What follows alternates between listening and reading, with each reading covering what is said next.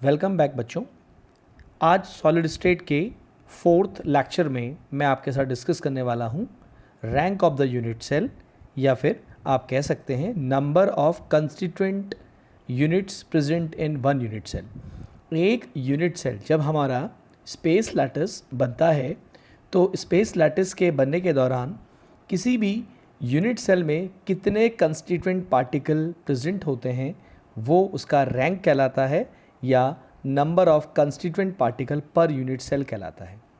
अब ज़रा ध्यान से समझिए, अगर मैं यहाँ पर इसको देखिए, ये यहाँ पर आपको एक सिंपल क्यूबिक यूनिट सेल दिख रही है जिसमें आपके 8 कॉर्नर्स पर 8 कंस्टिट्यूएंट पार्टिकल्स रखे हुए हैं।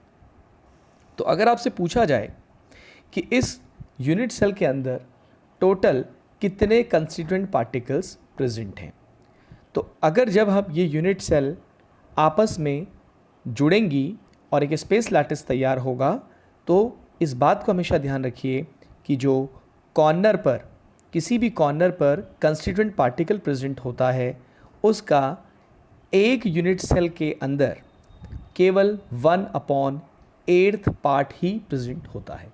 समझिए, यहाँ पर एक कंस्टिट्यूएंट पार्टिकल प्रेजेंट है, इसके बगल में भी जो ये यूनिट सेल आपको दिखाई दे रही है इसके left, right, back, front, up, down सारी डायरेक्शंस में ऐसी ही यूनिट सेल लगी हुई हैं। और अगर हम किसी भी एक कॉर्नर के कंस्टिट्यूएंट पार्टिकल को लेते हैं तो एक कंस्टिट्यूएंट पार्टिकल का केवल 1/8 पार्ट ही एक यूनिट सेल के अंदर आता है। आया समझ में? आपको मैं ये चीज़ थोड़ा सा 2D से भी समझाने की कोशिश करता हूँ। देखिए, जैसे हमारे पास आप एक 2D यूनिट सेल कंसिडर कीजिए। सपोज़ ये हमारे पास एक यूनिट सेल है, ये दूसरी यूनिट सेल आ गई, इसी तरीके से तीसरी, और इस तरीके से बहुत सारी 2D यूनिट सेल आप ले रहे हैं। यहाँ पर इमेजिन करें कि हमने यहाँ पर एक कंस्टिट्यूएंट पार्टिकल रखा है, ये कंस्टिट्यूएंट पार्टिकल आ गया। अब आप देख सकते हैं कि ये जो कंस्टिट्यूएंट पार्टिकल है ये 4 यूनिट सेल को साइमल्टेनियसली टच कर रहा है। तो एक यूनिट सेल के अंदर इसका कितना पार्ट आएगा? 1/4 पार्ट, क्योंकि ये पूरा का पूरा जो यूनिट आपका कंस्टिट्यूएंट पार्टिकल है ये साइमल्टेनियसली 4 यूनिट सेल को टच कर रहा है। तो एक यूनिट सेल के अंदर इसका 1/4 पार्ट ही आएगा। तो इसी तरीके से जब हम 3D यूनिट सेल की बात करते हैं स्टूडेंट्स, तो 3D यूनिट सेल में कॉर्नर पे रखा हुआ एटम हमेशा 8 यूनिट सेल को साइमल्टेनियसली टच करता है, और एक यूनिट सेल के अंदर उस कंस्टिट्यूएंट पार्टिकल का केवल एक ही 1/8 पार्ट ही उसके अंदर प्रेजेंट होता है। क्लियर? तो ये बात आपको बिल्कुल ध्यान रखनी है कि किसी भी यूनिट सेल के अंदर, 3D यूनिट सेल के अंदर कॉर्नर पे रखा हुआ एटम का एक यूनिट सेल के अंदर जो कंट्रीब्यूशन होता है वो 1/8 होता है। क्लियर? इसी तरीके से अगर हम लोग फेस की बात करते हैं, या पहले बॉडी सेंटर की बात कर लेते हैं, जो एटम या जो कंस्टिट्यूएंट पार्टिकल किसी भी यूनिट सेल के बॉडी सेंटर पोजीशन पे रखा हुआ होता है, यानी कि यूनिट सेल के सेंटर पर रखा हुआ होता है, वो कंस्टिट्यूएंट पार्टिकल किसी भी दूसरी यूनिट सेल को टच नहीं करता है। ठीक है, वो किसी दूसरी यूनिट सेल को टच नहीं करता है। इमेजिन करें जिस रूम में आप बैठे हुए हैं उसके बीचों बीच, रूम के सेंटर पर बीचों बीच आपने एक कंस्टिट्यूएंट पार्टिकल रखा हुआ है, तो वो कंस्टिट्यूएंट पार्टिकल पूरी तरीके से उसी यूनिट सेल के अंदर प्रेजेंट होगा, वो किसी दूसरी यूनिट सेल को टच नहीं करेगा, और इस तरीके से सेंटर पे रखा हुआ कंस्टिट्यूएंट पार्टिकल का जो कंट्रीब्यूशन होता है किसी भी यूनिट सेल के अंदर वो 1 होता है, क्योंकि वो पूरा का पूरा कंस्टिट्यूएंट पार्टिकल उस पर्टिकुलर यूनिट सेल के अंदर ही प्रेजेंट होता है, किसी दूसरी यूनिट सेल को वो टच नहीं कर रहा होता है, उसका 100% जो पार्ट है वो उसी यूनिट सेल के अंदर होता है। तो बॉडी सेंटर पोजीशन पर रखे हुए कंस्टिट्यूएंट पार्टिकल का जो कंट्रीब्यूशन होता है यूनिट सेल के अंदर वो 1 होता है। और इसी तरीके से अगर हम लोग फेस की बात करते हैं, फेस पे रखा हुआ आपका कोई भी कंस्टिट्यूएंट पार्टिकल होता है यूनिट सेल का, वो हमेशा 2 यूनिट सेल्स को टच करता है। आप जानते हैं कि जो हमारी 3D यूनिट सेल होती है इसमें 6 फेसेस होते हैं। तो आप कोई भी एक फेस कंसीडर कर लीजिए। लेट अस से हमने ये वाला फेस कंसीडर कर लिया, ये वाला जो टॉप है इसको कंसीडर कर लिया। तो ये जो आपका कंस्टेंट पार्टिकल ऊपर वाले फेस पर है, ये 2 यूनिट सेल के अंदर कॉमन होगा। जैसे इमेजिन कर सकते हैं कि रूम की जो छत होती है वो, अगर उस रूम के ऊपर भी रूम बना हुआ है तो रूम की जो छत होती है वो उस पर्टिकुलर रूम की तो छत है, लेकिन उससे ऊपर वाले रूम का वो फ्लोर है। तो अगर हम लोग किसी पर्टिकुलर यूनिट सेल के ऊपर वाले फेस यानी कि छत पर कोई पर्टिकुलर एटम कंसिडर करते हैं तो उसका जो 50% कॉन्ट्रीब्यूशन होगा, 50% हिस्सा उसका नीचे वाली यूनिट सेल में होगा और 50% हिस्सा उसका ऊपर वाली यूनिट सेल में होगा।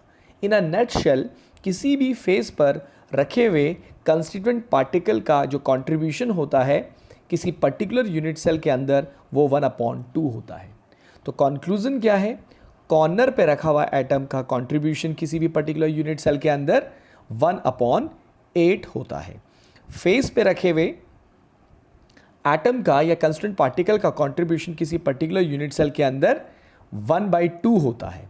और बॉडी सेंटर पोजीशन पर रखे हुए किसी भी कंस्टिट्यूएंट पार्टिकल का कंट्रीब्यूशन 1 होता है। इसके साथ साथ एक और होता है कि अगर हमारी यूनिट सेल के एजेस पे, एजेस समझ लेते हैं। सपोज ये आपके पास सिंपल क्यूबिक यूनिट सेल है और एक हमने जो कंस्टिट्यूएंट पार्टिकल है वो जो हमारी 12 एजेस होती हैं उसमें से किसी भी एज के सेंटर पर, सपोज लेट अस कि हमने यहाँ पर एक कंस्टिट्यूएंट पार्टिकल रख दिया, किसी भी एच के सेंटर पे हमने कंस्टिट्यूएंट पार्टिकल रख दिया। तो बच्चों ये जो कंस्टिट्यूएंट पार्टिकल है ये 4 यूनिट सेल में कॉमन होगा। मींस ये 4 यूनिट सेल को साइमल्टेनियसली टच करेगा और इस तरीके से एजेस पे रखे हुए किसी भी कंस्टिट्यूएंट पार्टिकल्स का जो एक यूनिट सेल के अंदर कंट्रीब्यूशन होता है वो 1/4 होता है, क्योंकि एच पे रखी हुई एच के सेंटर पे रखा हुआ यूनिट सेल का जो एटम होता है या कंस्टेंट पार्टिकल होता है वो 4 यूनिट सेल को साइमल्टेनियसली टच करता है और एक यूनिट सेल के अंदर उसका 1/4 पार्ट ही प्रेजेंट होता है। तो ये आप नटशेल में यही मैंने आपको बताया। कॉर्नर पे रखे हुए कंस्टेंट पार्टिकल का कंट्रीब्यूशन 1/8 होता है। एजेस पे रखे हुए कंस्टेंट पार्टिकल का कंट्रीब्यूशन किसी पर्टिकुलर यूनिट सेल में 1/4, फेस सेंटर पे रखे हुए पार्टिकल का कंट्रीब्यूशन 1/2 और बॉडी सेंटर पर पोजीशन पे रखे हुए पार्टिकल का कंट्रीब्यूशन 1 होता है। तो इस तरीके से हमें पहले शेयरिंग पता होनी चाहिए कि कोई भी पर्टिकुलर कंस्टेंट पार्टिकल कहाँ पर है तो उसका कंट्रीब्यूशन किसी पर्टिकुलर यूनिट सेल के अंदर कितना होगा। अब हमें 3 जो यूनिट सेल हमारे सिलेबस में है, एकेडमिक सिलेबस में है, simple cubic unit cell, body centred cubic unit cell और face centred cubic unit cell, in unit cells के अंदर कितने कंस्टेंट पार्टिकल्स प्रेजेंट हैं, Z जिसे हम लोग कहते हैं number of constant particles present per unit cell, और आप रैंक भी कह सकते हैं, it is also called rank of a unit cell. तो ये हम लोग कैसे कैलकुलेट करेंगे, तो देखिए इट्स वेरी सिंपल। ये हमारा सिंपल क्यूबिक यूनिट सेल आ गया है जिसके 8 कॉर्नर पर 8 कंस्टेंट पार्टिकल हैं। हर एक कंस्टेंट पार्टिकल का एक यूनिट सेल के अंदर जो कंट्रीब्यूशन है वो 1/8 है, वो 1/8 है और यहाँ पर 8 कॉर्नर्स हैं, तो नेट कंट्रीब्यूशन आएगा 1। तो सिंपल क्यूबिक यूनिट सेल के अंदर आपको एक एटम प्रेजेंट मिलता है। टोटल 8 कंस्टेंट पार्टिकल्स वहाँ पर प्रेजेंट हैं, लेकिन एक कंस्टेंट पार्टिकल का कंट्रीब्यूशन कॉर्नर के 1/8 है और 8 कंस्टेंट पार्टिकल 8 जगह पर प्लेस्ड हैं। हर जगह से 1/8 कंट्रीब्यूशन आ रहा है, तो टोटल कंट्रीब्यूशन हो जाएगा 1/8 × 8 यानी कि 1। यानी कि जो सिंपल क्यूबिक यूनिट सेल होता है इसकी जो रैंक होती है, इसका जो Z कह सकते हैं या number of constant particle per unit cell, वो 1 होता है, वो 1 होता है। अब बात करते हैं बच्चों body centred cubic unit cell का Z यानी कि रैंक कितनी होती है।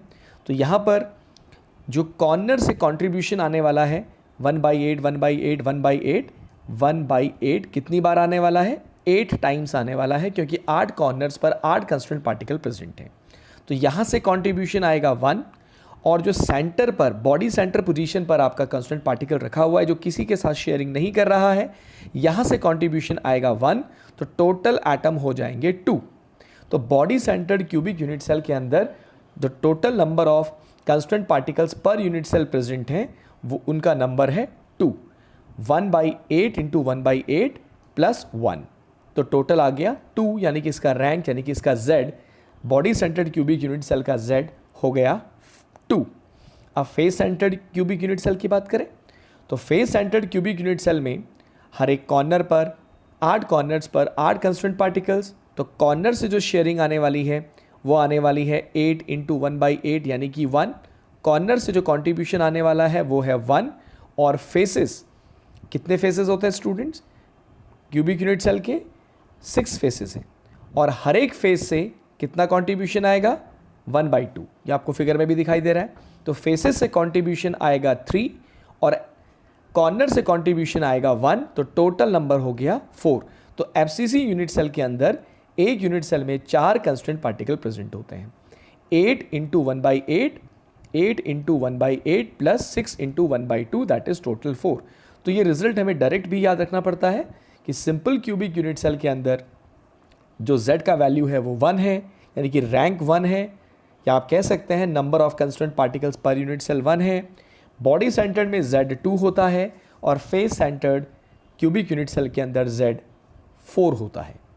अब अगर कुछ कॉन्सेप्चुअल क्वेश्चंस की बात की जाए तो ये देखिए, जहाँ पर हम लोग इस कॉन्सेप्ट का यूज़ करने वाले हैं। लिखा हुआ है a cubic solid is made up of 2 elements P and Q। एक सॉलिड है जो P और Q से मिलकर बना हुआ है। Q are present at the corner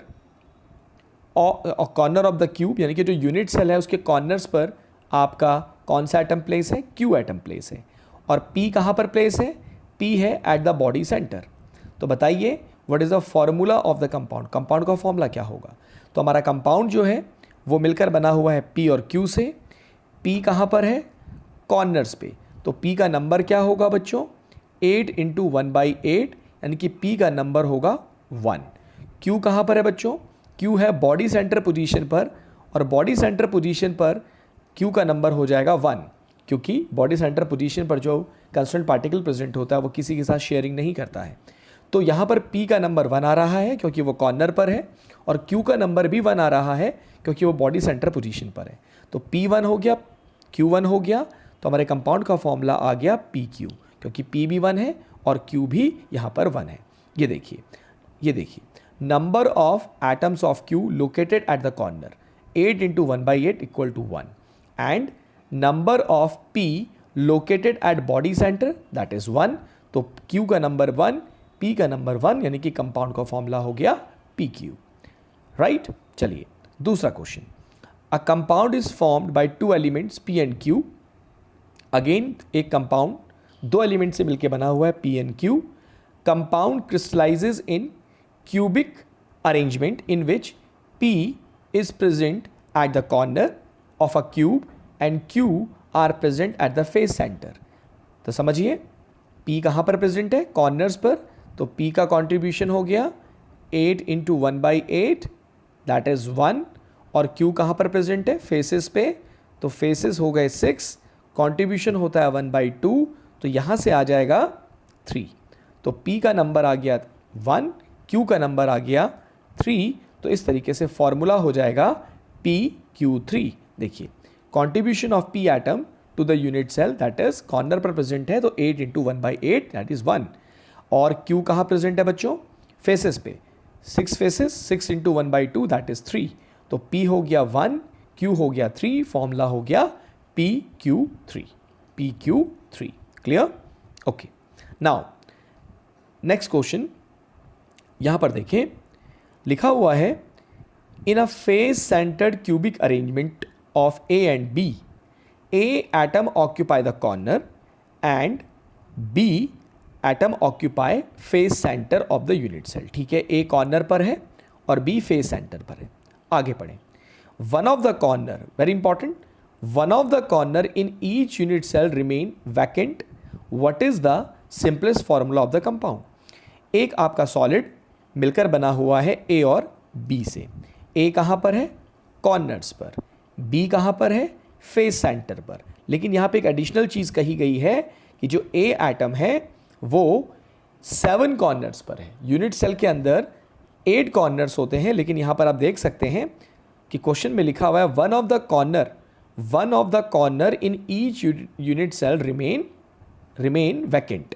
her unit cell में एक कॉर्नर खाली होता है। इसका मतलब जो ए है वो 8 कॉर्नर्स पर नहीं बल्कि 7 कॉर्नर्स पर प्रेजेंट है। तो अगर ए का नंबर हमें पता करना है तो क्या होगा, कॉर्नर 8 होते हैं लेकिन ए जो है वो 7 कॉर्नर पर प्रेजेंट है क्योंकि एक कॉर्नर खाली है। तो ए का नंबर होगा 7 कॉर्नर्स है, 7 कॉर्नर पर 7 इंटू कितना कॉन्ट्रीब्यूशन होता है कॉर्नर का 1/8। तो यानी कि ए का नंबर होगा 7/8, राइट। अब इसके बाद बी की बात करते हैं। बी कहाँ पर है, बी फेसेस पर है। ऐसा कुछ मेंशन नहीं है कि कितने फेसेस पर है, तो हम लोग 6 फेसेस मानकर ही क्वेश्चन को आगे बढ़ाएंगे। क्लियर। देखिए लिखा हुआ है B atom occupy face centre of the unit cell. तो बी का नंबर कितना हो जाएगा students, 6 faces, 6 into 1/2 that is 3। ऊपर समझने की कोशिश करें 7 क्यों आया है, ए के केस में 7 क्यों आया है, क्योंकि ए जो है वो 7 कॉर्नर्स पर प्रेजेंट है ना कि 8 कॉर्नर पर। तो ए का कंट्रीब्यूशन होगा 7/8 और बी का कंट्रीब्यूशन होगा 3, यानी कि फॉर्मूला बनेगा ए 7/8, ए 7/8 और बी कितना है स्टूडेंट्स 3। अगर आप इसको सिंप्लीफाई करें तो ए और बी दोनों को 8 से मल्टीप्लाई करें ताकि ए का डिनोमिनेटर 8 कैंसिल हो जाए। तो अगर मैं 8 से दोनों को मल्टीप्लाई करता हूँ तो ए 7 होगा और बी को अगर 8 से मल्टीप्लाई करता हूँ तो 24 बन जाएगा और हमारे कंपाउंड का फॉर्मूला हो जाएगा A7 B24। तो इस तरीके के कॉन्सेप्चुअल क्वेश्चन बोर्ड एग्जाम में काफ़ी देखने को मिलते हैं, जिसमें केवल आपको शेयरिंग का या फिर आप कह सकते हैं कंट्रीब्यूशन का नॉलेज होना चाहिए कि किसी भी यूनिट सेल में कंस्टेंट पार्टिकल कहाँ पर रखा हुआ है, तो उस पर्टिकुलर कंस्टेंट पार्टिकल का आपकी एक यूनिट सेल के अंदर कितना कंट्रीब्यूशन या कितना प्रपोर्शन रहता है, ठीक है, जो कि इस टेबल में आपको दिखाई दे रहा है। क्लियर होगी बात। एक और चीज़ मैं आपसे के साथ ऐड करना चाहूँगा, वो है लैटिस पॉइंट। तो लैटिस पॉइंट बेसिकली क्या होता है, कंस्टिट्यूएंट पार्टिकल कहाँ पर प्रेजेंट है, कंस्टिट्यूएंट पार्टिकल कहाँ पर प्रेजेंट होता है वो उसका लैटिस पॉइंट कहलाता है। अब ये आपको सिंपल क्यूबिक यूनिट सेल दिखाई दे रही है। सिंपल क्यूबिक यूनिट सेल के अंदर 8 कंस्टिट्यूएंट पार्टिकल 8 कॉर्नर्स पर होते हैं। तो यहाँ पर हम लोग, अगर आपसे पूछा जाए कि सिंपल क्यूबिक यूनिट सेल के कंस्टिट्यूएंट पार्टिकल्स कितने होंगे, तो आपका आंसर कंस्टिट्यूएंट लैटिस पॉइंट कितने होंगे, सॉरी, तो आप आंसर देंगे 8। लैटिस पॉइंट फिर से कह रहा हूँ, लैटिस पॉइंट अगर आपसे पूछे जाएं कि lattice point simple cubic unit cell के कितने होंगे, तो लैटिस पॉइंट 8 होंगे, क्योंकि लैटिस पॉइंट उन पोजीशंस को बताते हैं जहां पर आपका कंस्टिट्यूएंट पार्टिकल प्रेजेंट है। Number of atom per unit cell या number of constituent particle per unit cell या रैंक Z इसका 1 है, लेकिन इसके कंस्टिट्यूएंट, इसका जो लैटिस पॉइंट है वो 8 है। इसी तरीके से ये बॉडी सेंटर्ड पोजीशन का लैटिस पॉइंट 9 है, 8 कॉर्नर्स और एक सेंटर पर आपका कांस्टेंट पार्टिकल प्रेजेंट होता है, तो इसके लैटिस पॉइंट 9 है, लेकिन इसकी रैंक 2 है, तो इसे कंफ्यूजन नहीं होना चाहिए। लैटिस पॉइंट आपको केवल ये बताते हैं कि कांस्टेंट पार्टिकल कहाँ पर प्रेजेंट है, जबकि रैंक आपको तो ये बताता है कि आपकी यूनिट सेल के अंदर टोटल कितना कंट्रीब्यूशन उस पर्टिकुलर कांस्टेंट पार्टिकल का प्रेजेंट है। तो ये BCC यूनिट सेल का रैंक 2 है, लेकिन लैटिस पॉइंट 9 है। उसी तरीके से face centred cubic unit cell का रैंक 4 है, यानी कि total number of constant particles एक यूनिट सेल के अंदर 4 हैं, लेकिन इसका लैटिस पॉइंट 14 है। कैसे, 8 कॉर्नर से 8 लैटिस पॉइंट और 6 फेसेस पर भी प्रेजेंट होता है कंस्टेंट पार्टिकल, तो 6 लैटिस पॉइंट आपके फेसेस से आएंगे और 8 लैटिस पॉइंट आपके कॉर्नर से आएंगे, तो FCC के टोटल लैटिस पॉइंट 14 हो गए। तो इस तरीके से इस टॉपिक में हमने रैंक आपको समझाने की कोशिश की है और साथ में लैटिस पॉइंट समझाने की कोशिश की है। तो होप आपको वीडियो समझ में आया। गो थ्रू दिस वीडियो, और तब तक के लिए आज इस वीडियो में इतना ही देखेंगे। अगले वीडियो में आपसे बात होगी, तब तक के लिए ऑल द बेस्ट।